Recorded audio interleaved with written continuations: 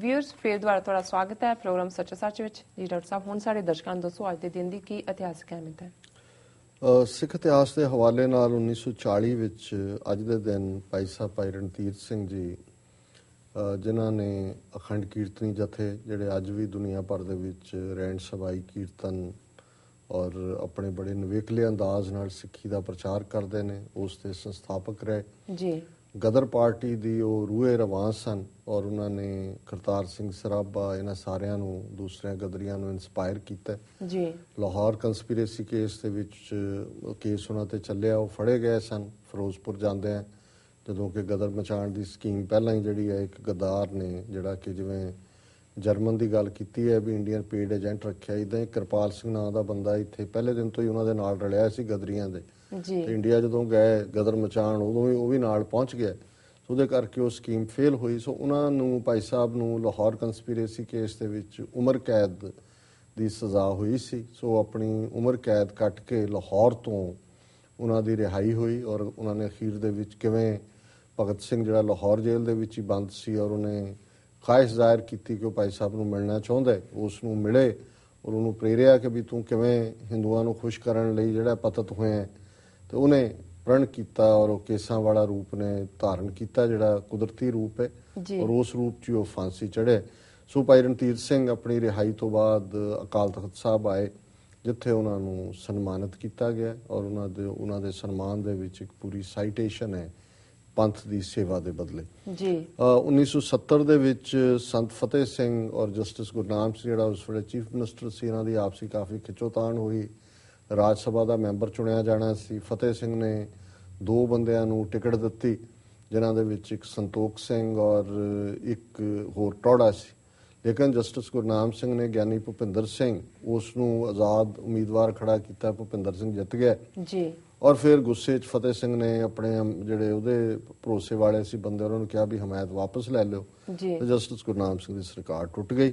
1972 ਦੇ ਵਿੱਚ ਜਿਹੜਾ ਹੈ ਉਹ ਸੰਤ ਫਤਿਹ ਸਿੰਘ ਕਿਉਂਕਿ ਅਕਾਲੀ ਹਾਰ ਗਏ, ਅਸੈਂਬਲੀ ਚੋਣਾਂ 'ਚ 24 ਸੀਟਾਂ ਮਿਲੀਆਂ, ਗਿਆਨੀ ਜ਼ੈਲ ਸਿੰਘ ਜਿੱਤਿਆ, ਫਤਿਹ ਸਿੰਘ ਦੀ ਲੀਡਰੀ ਨੂੰ ਚੈਲੰਜ ਹੋਇਆ ਔਰ ਜਥੇਦਾਰ ਮੋਹਨ ਸਿੰਘ ਤੁੜ ਜਿਹੜਾ ਹੈ ਉਹ ਅਕਾਲੀ ਦਲ ਦਾ ਪ੍ਰਧਾਨ ਬਣਿਆ ਤੇ ਇਸ ਤਰ੍ਹਾਂ ਫਤਿਹ ਸਿੰਘ ਤੇ ਚੰਨਣ ਸਿੰਘ ਤੋਂ ਖਹਿੜਾ ਛੁੱਟਾ ਸਿੱਖਾਂ ਦਾ। 1981 ਦੇ ਵਿੱਚ Chandigarh education conference chief Khalsa Diwan ਨੇ ਮਤਾ ਪਾਸ ਕੀਤਾ ਸੀ ਕਿ ਸਿੱਖ ਇੱਕ ਅਲੱਗ ਕੌਮ ਹੈ। ਸਰਕਾਰ ਦਾ ਦਬਾਅ ਬਣਿਆ, ਚੀਫ ਖਾਲਸਾ ਦੀਵਾਨ ਨੇ ਮਤਾ ਵਾਪਸ ਲੈ ਲਿਆ। ਫਿਰ 1981 'ਚ ਅੱਜ ਦੇ ਦਿਨ ਸ਼੍ਰੋਮਣੀ ਗੁਰਦੁਆਰਾ ਪ੍ਰਬੰਧਕ ਕਮੇਟੀ ਨੇ ਪਾਸ ਕੀਤਾ ਕਿ ਸਿੱਖ ਇੱਕ ਅਲੱਗ ਕੌਮ ਹੈ, ਅਕਾਲੀ ਦਲ ਨੇ ਵੀ ਪਾਸ ਕੀਤਾ ਔਰ ਜਥੇਦਾਰ ਗੁਰਦਿਆਲ ਸਿੰਘ ਅਜਨੋਹਾ ਨੇ ਉਸ ਦੇ ਉੱਤੇ ਮੋਹਰ ਲਾਈ ਕਿ ਨਿਸ਼ਚੈਵਾਚਕ ਸਿੱਖ ਇੱਕ ਅਲੱਗ ਕੌਮ ਹੈ ਜੀ। ਵਰਲਡ ਹਿਸਟਰੀ ਦੇ ਹਵਾਲੇ ਨਾਲ 421 ਦੇ ਵਿੱਚ ਅੱਜ ਜਿਹੜਾ ਇਟਲੀ ਦਾ ਸ਼ਹਿਰ ਵੀਨਸ ਹੈ ਇਸ ਦੀ ਨੀਂਹ ਰੱਖੀ ਗਈ ਸੀ ਜੀ।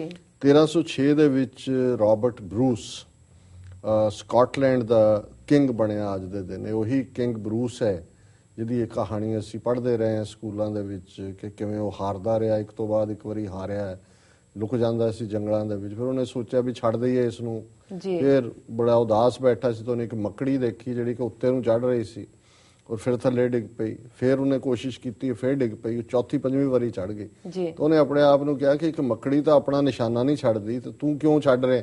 ਉਹ ਫਿਰ ਜੂਝਿਆ ਔਰ ਜਿੱਤਿਆ ਵੀ। ਉਹ ਕਹਾਣੀ ਹੁੰਦੀ ਸੀ king Bruce and the spider ਜੀ। ਸੋ ਇਹ 1306 ਦੇ ਵਿੱਚ ਫਿਰ ਸਕਾਟਲੈਂਡ ਦਾ ਕਿੰਗ ਬਣਿਆ ਜੀ। 1668 ਦੇ ਵਿੱਚ ਪਹਿਲੀ ਘੋੜਿਆਂ ਦੀ ਦੌੜ ਅਮਰੀਕਾ ਦੇ ਵਿੱਚ ਹੋਈ। 1807 ਦੇ ਵਿੱਚ ਬ੍ਰਿਟਿਸ਼ ਪਾਰਲੀਮੈਂਟ ਨੇ ਸਲੇਵਰੀ ਗੁਲਾਮੀ ਦਾ ਵਪਾਰ ਕਰਨਾ ਵੀ ਜਿਹੜਾ ਅਬੋਲਿਸ਼ ਕੀਤਾ। ਗੁਲਾਮੀ ਤਾਂ ਪਹਿਲਾਂ ਖਤਮ ਕਰ ਦਿੱਤੀ ਸੀ ਪਰ ਇਹ ਵੱਡੇ ਵੱਡੇ ਵਪਾਰੀ ਸੀ ਜਿਹੜੇ ਗੁਲਾਮ ਖਰੀਦ ਕੇ ਲਿਆਂਦੇ ਸੀ, ਕਾਲਿਆਂ ਨੂੰ ਦੂਜਿਆਂ ਨੂੰ ਅਫਰੀਕਾ ਤੋਂ ਵੇਚਦੇ ਸੀ, ਉਹਨਾਂ ਨੇ ਸਲੇਵ ਟ੍ਰੇਡ ਦੇ ਉੱਤੇ ਪਾਬੰਦੀ ਲਾਈ। 1820 ਦੇ ਵਿੱਚ ਜਿਹੜਾ ਗ੍ਰੀਕ ਹੈ, ਕਦੇ ਇਹੀ ਗ੍ਰੀਸ ਮੁਲਕ ਹੈ, ਗ੍ਰੀਕ ਲੋਕ ਨੇ, ਕਦੇ ਇੱਕ ਗ੍ਰੀਕ ਨੇ, ਯੂਨਾਨੀ ਨੇ, ਸਿਕੰਦਰ, ਅਲੈਗਜ਼ੈਂਡਰ ਨੇ ਅੱਧੀ ਦੁਨੀਆ ਫਤਿਹ ਕੀਤੀ ਸੀ ਪਰ ਫਿਰ ਇਹਨਾਂ ਦੀ ਵੀ ਗੁਲਾਮੀ ਆਈ। ਆਟੋਮਨ ਐਮਪਾਇਰ ਦੇ ਥੱਲੇ ਜਿਹੜਾ ਮੁਸਲਮਾਨ ਆਟੋਮਨ ਕਿੰਗ ਸੀ, ਲਗਭਗ 350 ਸਾਲ ਇਹ ਗੁਲਾਮ ਰਹੇ ਉਹਨਾਂ ਦੇ ਥੱਲੇ। 1820 ਦੇ ਵਿੱਚ ਗ੍ਰੀਸ ਨੇ ਰਿਵੋਲਟ ਕੀਤਾ ਆਟੋਮਨ ਐਮਪਾਇਰ ਦੇ ਖਿਲਾਫ ਔਰ 1921 ਦੇ ਵਿੱਚ ਇੱਕ ਅਲੱਗ ਦੇਸ਼ ਬਣਿਆ। 1896 ਦੇ ਵਿੱਚ ਜਿਹੜੀਆਂ ਅੱਜ ਓਲੰਪਿਕਸ ਚੱਲਦੀਆਂ ਨੇ ਇਹ ਏਥਨਸ ਦੇ ਵਿੱਚ, ਗ੍ਰੀਸ ਦੀ ਰਾਜਧਾਨੀ ਹੈ ਜਾਂ ਇੰਪੋਰਟੈਂਟ ਸ਼ਹਿਰ, ਉਹਦੇ ਸ਼ੁਰੂ ਹੋਈਆਂ ਜੀ। ਔਰ 1916 ਦੇ ਵਿੱਚ ਪਹਿਲੀ ਵਾਰ ਅਮਰੀਕਾ 'ਚ ਜਿਹੜੇ ਬਾਕਸਿੰਗ ਮੈਚ ਹੁੰਦੇ ਨੇ ਉਹਦੇ 'ਚ ਔਰਤਾਂ ਨੂੰ ਵੀ ਜਿਹੜਾ ਹੈ ਉਹ ਦੇਖਣ ਦਾ ਮੌਕਾ ਮਿਲਿਆ। ਨਹੀਂ ਤਾਂ ਔਰਤਾਂ ਨੂੰ ਨਹੀਂ ਸੀ ਕਹਿੰਦੇ ਵੀ ਇਹ ਜਦੋਂ ਮੁੱਕੇ ਮਾਰਦੇ ਨੇ ਉਹ ਬੇਹੋਸ਼ ਹੋ ਜਾਂਦੀਆਂ। ਜੀ ਉਹਨਾਂ ਨੇ ਕਿਹਾ 1916 में ਇੰਨੀਆਂ ਵੀ ਕਮਜ਼ੋਰ ਨਹੀਂ, ਆਪ ਵੀ ਮੁੱਕੇ ਮਾਰ ਸਕਦੀਆਂ। ਹੁਣ ਵਿਮਨ ਬਾਕਸਿੰਗ ਵੀ ਹੈਗੀ ਹੈ ਮੇਰਾ ਖਿਆਲ ਹੈ। ਜੀ ਜੀ ਸੋ ਇਹ ਨਹੀਂ ਤਾਂ 1916 ਤੱਕ ਤਾਂ ਦੇਖ ਹੀ ਨਹੀਂ ਸੀ ਸਕਦੀਆਂ ਵਿਚਾਰੀਆਂ ਕਿ ਵੀ ਇਹ ਡੁਸ਼ੂ ਹੁੰਦੀ ਸੀ ਤਾਂ ਉਹ ਡਿੱਗ ਪੈਂਦੀਆਂ। ਜੀ ਡਾਕਟਰ ਸਾਹਿਬ, ਹੁਣ ਅਸੀਂ ਆਪਣਾ ਸਵਾਲ ਜਵਾਬ ਦਾ ਸੈਕਸ਼ਨ ਸ਼ੁਰੂ ਕਰਦੇ ਹਾਂ। ਉਹਦੇ ਵਿੱਚ ਸਾਡਾ ਪਹਿਲਾ ਸਵਾਲ ਹੈ, ਕਾਂਗਰਸ ਪਾਰਟੀ ਨੇ ਜਗਦੀਸ਼ ਟਾਈਟਲਰ ਅਤੇ ਸੱਜਣ ਕੁਮਾਰ ਨੂੰ 65 ਮੈਂਬਰੀ ਚੋਣ ਕਮੇਟੀ ਵਿੱਚ ਥਾਂ ਦਿੱਤੀ ਹੈ, ਕੀ ਕਹੋਗੇ ਤੁਸੀਂ ਇਸ ਬਾਰੇ?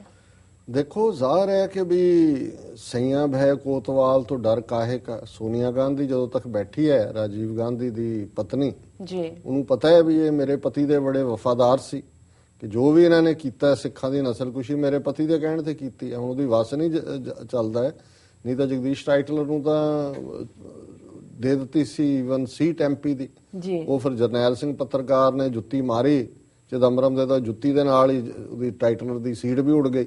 ਜੀ ਤੇ ਹੁਣ ਉਹਨਾਂ ਦੋਨਾਂ ਨੂੰ ਫਿਰ ਉਹਨੂੰ ਬਿਹਾਰ ਦਾ ਇੰਚਾਰਜ ਬਣਾ ਦਿੱਤਾ ਸੀ ਕਾਂਗਰਸ ਚੋਣ ਦਾ। ਹੁਣ ਉਹਨਾਂ ਨੂੰ ਚੋਣ ਕਮੇਟੀ ਦੇ ਵਿੱਚ ਰੱਖਣਾ ਇਹ ਆਪਣੇ ਆਪ 'ਚ ਹੈ ਕਿ ਵੀ 10 ਸਾਲ ਇਹ ਮਿੱਟੀ ਕਾ ਮਾਧੋ ਮਨਮੋਹਨ ਸਿੰਘ ਉਹ ਕੁਰਸੀ ਤੇ ਬਿਠਾਇਆ ਸੀ ਉਹਨਾਂ ਨੇ, ਵੀ ਅੱਖਾਂ ਤੇ ਵੀ ਹੱਥ ਰੱਖਿਆ ਉਹਨੇ, ਕੰਨਾਂ ਤੇ ਵੀ ਰੱਖਿਆ, ਮੂੰਹ ਤੇ ਵੀ ਟੇਪ ਲਾਈ ਹੋਈ ਹੈ, ਬੋਲਿਆ ਨਹੀਂ ਹੈ। 10 ਸਾਲ ਬਾਅਦ ਮਿੱਟੀ ਦਾ ਬਾਵਾ ਚੁੱਕ ਕੇ ਪਾਸੇ ਰੱਖਤਾ।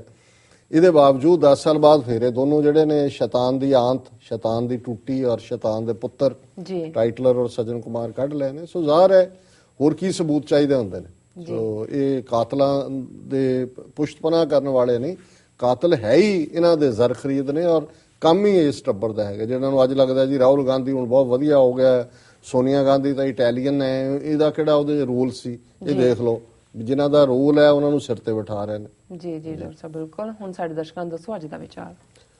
ਅੱਜ ਦੇ ਵਿਚਾਰ ਲਈ ਅਸੀਂ ਭਾਈ ਨੰਦ ਲਾਲ ਜੀ ਦੀ ਗਜ਼ਲ ਨੰਬਰ 35 ਨੂੰ ਚੁਣਿਆ ਜੀ।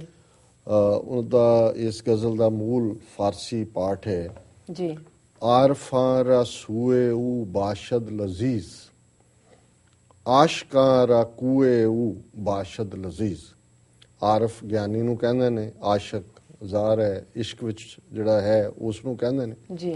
ਸੋ ਬਾਸ਼ਦ ਲਜ਼ੀਜ਼ ਕੇ ਬਹੁਤ ਸਵਾਦੀ ਹੈ ਕਿ ਵੀ ਆਸ਼ਕਾਂ ਲਈ ਆਰਫਾਂ ਰਾ ਸੂਏ ਊ ਬਾਸ਼ਦ ਲਜ਼ੀਜ਼, ਆਸ਼ਕਾਂ ਰਾ ਕੂਏ ਊ ਬਾਸ਼ਦ ਲਜ਼ੀਜ਼, ਕਾਕਲੇ ਊ ਦਿਲ ਫਰੇਬ ਆਲਮ ਅਸਤ, ਤਾਲਬਾਂ ਰਾ ਮੂਏ ਊ ਬਾਸ਼ਦ ਲਜ਼ੀਜ਼, ਰੋਜ਼ਾਏ ਬਾਗੇ ਇਰਮ ਕੁਰਬਾਂ ਕੁਨਮ। ਇਹ ਰੋਜ਼ਾਏ ਬਾਗੇ ਇਰਮ ਇਹ ਬਹਿਸ਼ਤ, ਇਹ ਇਸਲਾਮ ਦੇ ਵਿਸ਼ਵਾਸਾਂ 'ਚ ਹੈਵਨਸ ਦੇ ਵਿੱਚ ਜਿਹੜਾ ਇੱਕ ਬਾਗ ਹੈ ਉਸ ਨੂੰ ਜਿਹੜਾ ਉਸ ਦਾ ਨਾਮ ਬਾਗੇ ਇਰਮ ਹੈ ਜੀ। ਰੋਜ਼ਾਏ ਬਾਗੇ ਇਰਮ ਕੁਰਬਾਂ ਕੁਨਮ, ਬਸ ਕੇ ਮਾਰਾ ਕੂਏ ਊ ਬਾਸ਼ਦ ਲਜ਼ੀਜ਼, जिंदा में गर्दम जे बुए मुकदमश, बस के मारा बुए ऊ बाशद लजीज, अज हमा मेवा की ऊ बाशद लजीज, जिक्रो यादो रूए ऊ बाशद लजीज, आब बख्शे जुमला आलम में शवी, गर तुरा अब रूए ऊ बाशद लजीज। अखीरला शेर है, लजते गोया न बाशद बे अजीम, हम चू खुए शेर ऊ बाशद लजीज। सो इस 7 ਜਿਹੜੇ ਸ਼ੇਰ ਨੇ ਉਹਨਾਂ ਵਾਲੀ ਜਿਹੜੀ ਗਜ਼ਲ ਜੀ ਗੁਰੂ ਕਲਗੀਧਰ ਪਿਤਾ ਦੀ ਖੂਬਸੂਰਤੀ, ਰੂਹਾਨੀ ਜਮਾਲ, ਰੂਹਾਨੀ ਜਲਾਲ, ਉਹਨਾਂ ਦੇ ਕੇਸ, ਉਹਨਾਂ ਦਾ ਰੂਏ, ਉਹਨਾਂ ਦਾ ਮੁਖੜਾ ਜੀ, ਔਰ ਕਿਵੇਂ ਉਹਨਾਂ ਦੇ ਬੋਲਾਂ ਦੀ ਮਿਠਾਸ ਉਸ ਨੂੰ ਹੀ ਜਿਹੜੀ ਹੈ ਵਰਣਨ ਕਰਦੀ ਹੈ। ਭਾਈ ਸਾਹਿਬ ਦਾ ਆਪਣਾ ਇੱਕ ਨਵੇਕਲਾ ਅੰਦਾਜ਼ ਹੈ ਜੀ, ਔਰ ਪ੍ਰਿੰਸੀਪਲ ਹਰਭਜਨ ਸਿੰਘ ਉਸ ਦਾ ਅਨੁਵਾਦ ਕਰਦੇ ਨੇ। ਆਸ਼ਿਕ ਤਾਈਂ ਗਲੀ ਯਾਰ ਦੀ, ਮਨ ਨੂੰ ਜਿਵੇਂ ਸੁਖਾਵੇ, ਗਿਆਨਵਾਨ ਤਿਉ ਵੱਲ ਪ੍ਰਭੂ ਦੇ ਤੁਰ ਕੇ ਖੁਸ਼ੀ ਮਨਾਵੇ। ਜੀ, ਆਸ਼ਿਕ ਤਾਈਂ ਗਲੀ ਯਾਰ ਦੀ, ਮਨ ਨੂੰ ਜਿਵੇਂ ਸੁਖਾਵੇ, ਗਿਆਨਵਾਨ ਤਿਉ ਵੱਲ ਪ੍ਰਭੂ ਦੇ ਤੁਰ ਕੇ ਖੁਸ਼ੀ ਮਨਾਵੇ, ਜ਼ੁਲਫ ਉਸ ਦੀ ਕੁੰਡਲਾਂ ਵਾਲੀ, ਜਗ ਦੇ ਦਿਲ ਨੂੰ ਠੱਗੇ, ਜੀ, ਤਾਲਬਾਂ ਤਾਈਂ ਵਾਲ ਮਾਹੀ ਦਾ ਪਿਆਰਾ ਪਿਆਰਾ ਲੱਗੇ, ਉਸ ਦੇ ਦਰ ਤੋਂ ਬਾਗ ਜੰਨਤ ਦੇ ਵਾਰਾਂ 100 ਵਾਰੀ, ਜੰਨਤ ਬਹਿਸ਼ਤ ਸਵਰਗ ਨੂੰ ਕਹਿੰਦੇ ਨੇ, ਜੀ, ਉਸ ਦੇ ਦਰ ਤੋਂ ਬਾਗ ਜੰਨਤ ਦੇ ਵਾਰਾਂ 100 ਵਾਰੀ, ਗਲੀ ਮਾਹੀ ਦੀ ਮੈਨੂੰ ਸਖੀਓ ਲੱਗੇ ਅਤ ਪਿਆਰੀ, ਚਰਨ ਸੁਗੰਧੀ ਉਸ ਮਾਹੀ ਦੀ ਜੀਵਨ ਨਵਾਂ ਲਿਆਵੇ, ਇਸੇ ਕਾਰਨ ਮਹਿਕ ਉਸ ਦੀ ਮੇਰੇ ਮਨ ਨੂੰ ਭਾਵੇ, ਉਸ ਦਾ ਮੁਖੜਾ ਯਾਦ ਤੇ ਵਰਣਨ ਲੱਗੇ ਮੈਨੂੰ ਮਿੱਠਾ। ਜੀ। ਉਸ ਦਾ ਮੁਖੜਾ ਯਾਦ ਤੇ ਵਰਣਨ ਲੱਗਣ ਮੈਨੂੰ ਮਿੱਠੇ, ਫਲ ਸਵਾਦੀ ਵੱਧ ਇਹਨਾਂ ਤੋਂ ਅਸਾਂ ਕਦੇ ਨਹੀਂ ਡਿੱਠੇ, ਭਵਾਂ ਉਸ ਦੀਆਂ ਦਾਤੋਂ ਜੇ ਬਣ ਜਾਵੇਂ ਮਤਵਾਲਾ। ਜੀ। ਭਵਾਂ ਉਸ ਦੀਆਂ ਦਾਤੋਂ ਜੇ ਬਣ ਜਾਵੇਂ ਮਤਵਾਲਾ, ਦੁਨੀਆ ਅੰਦਰ ਥੀਵੇਂ ਬੀਬਾ ਜੀਵਨ ਬਖਸ਼ਣ ਵਾਲਾ। ਅਖੀਰਲਾ ਸ਼ੇਰ ਹੈ, ਗੋਇਆ ਇਸ ਸਵਾਦੋਂ ਕੋਈ ਹੋਰ ਸਵਾਦ ਨਾ ਮਿੱਠਾ, ਤੇਰੀ ਰਮਜ਼ੀ ਕਵਿਤਾ ਅੰਦਰ ਅੰਮ੍ਰਿਤ ਰਸ ਜੋ ਡਿੱਠਾ। ਜੀ। ਗੋਇਆ ਇਸ ਸਵਾਦੋਂ ਕੋਈ ਹੋਰ ਸਵਾਦ ਨਾ ਮਿੱਠਾ, ਤੇਰੀ ਰਮਜ਼ੀ ਕਵਿਤਾ ਅੰਦਰ ਅੰਮ੍ਰਿਤ ਰਸ ਜੋ ਡਿੱਠਾ। ਕਿ ਤੁਹਾਡੇ ਬੋਲਾਂ ਦੇ ਅੰਦਰ ਜੋ ਰਮਜ਼ ਹੈ, ਜੋ ਭੇਤ ਹੈ, ਜੋ ਇਲਾਹੀ ਸਨੇਹ, ਇਸ ਵਰਗਾ ਸੁਨੇਹਾ ਕਿਤੇ ਨਹੀਂ ਹੈ। ਔਰ ਇਸ ਚੋਂ ਜਿਹੜਾ ਅੰਮ੍ਰਿਤ ਝਰਦਾ ਹੈ, ਜਿਹੜਾ ਤੁਹਾਡੇ ਬੋਲਾਂ ਚੋਂ, ਤੁਹਾਡੇ ਸ਼ੇਅਰਾਂ ਚੋਂ, ਤੁਹਾਡੇ ਸ਼ਬਦਾਂ ਚੋਂ, ਜੀ, ਇਸ ਵਰਗਾ ਕੋਈ ਹੋਰ ਸਵਾਦ ਨਹੀਂ ਹੈ।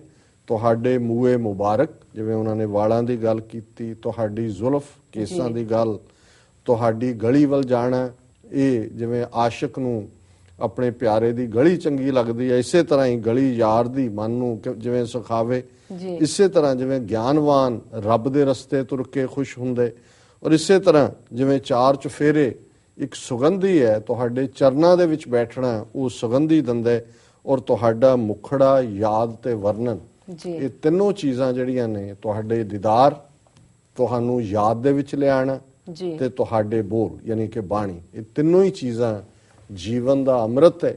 ਔਰ ਜਿਸ ਨੂੰ ਇਹ ਨਸੀਬ ਹੁੰਦਾ ਹੈ, ਉਹ ਇਹੀ ਨਹੀਂ ਕਿ ਆਪ ਧਰਦਾ, ਪਰ ਉਹ ਜਿਹੜਾ ਹੋਰ ਕਿੰਨਿਆਂ ਨੂੰ ਵੀ ਜਿਹੜਾ ਅੰਮ੍ਰਿਤ ਧਾਰਾ ਦੇਣ ਦੇ ਕਾਬਲ ਹੋ ਜਾਂਦਾ ਹੈ। ਜੀ। ਸੋ ਇਸ ਗਜ਼ਲ 'ਚ ਫੇਰ ਭਾਈ ਸਾਹਿਬ ਨੇ ਹਮੇਸ਼ਾ ਵਾਂਗ ਆਪਣੇ ਪਿਆਰੇ ਪ੍ਰੀਤਮ ਗੁਰੂ ਕਲਗੀਧਰ ਦਸ਼ਮੇਸ਼ ਪਿਤਾ ਨੂੰ ਆਪਾ ਸਮਰਪਣ ਕੀਤਾ।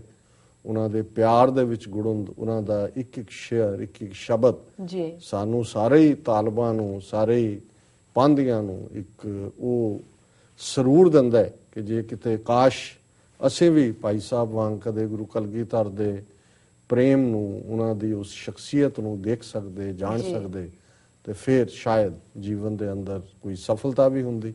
ਅਸੀਂ ਤਾਂ ਜ਼ਬਾਨੀ ਕਲਾਮੀ ਗੱਲਾਂ ਕਰਨ ਵਾਲੇ, ਇਸ ਪ੍ਰੇਮ ਰਸ ਨੂੰ ਕਦੇ ਵੀ ਜਾਣ ਨਹੀਂ ਸਕੇ। ਜੀ ਡਾਕਟਰ ਸਾਹਿਬ, ਤੁਹਾਡਾ ਬਹੁਤ ਬਹੁਤ ਧੰਨਵਾਦ। ਤੁਸੀਂ ਅੱਜ ਦਾ ਵਿਚਾਰ ਸਾਡੇ ਦਰਸ਼ਕਾਂ ਨਾਲ ਸਾਂਝਾ ਕੀਤਾ। ਇਸ ਦੇ ਨਾਲ ਆਪਣੇ ਵਿਊਅਰਸ ਕੋਲ ਲੈਣੇ ਇਜਾਜ਼ਤ।